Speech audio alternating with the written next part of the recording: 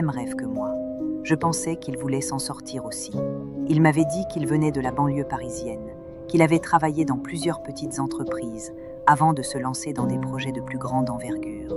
Mais il n'avait pas d'emploi stable, pas de situation bien définie. Pourtant, il me parlait de grandes idées, de projets qu'il voulait réaliser. Il me disait que tout allait changer pour lui, pour nous.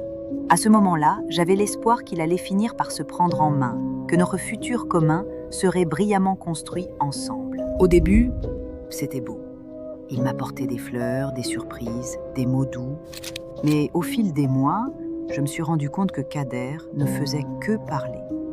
Il passait ses journées à traîner à la maison, regardant la télé ou naviguant sur Internet. Le seul travail qu'il faisait, c'était celui de trouver des excuses. Je vais trouver un vrai job. Je cherche un projet. J'ai des contacts qui vont m'aider à me lancer. À chaque fois, il me donnait de l'espoir.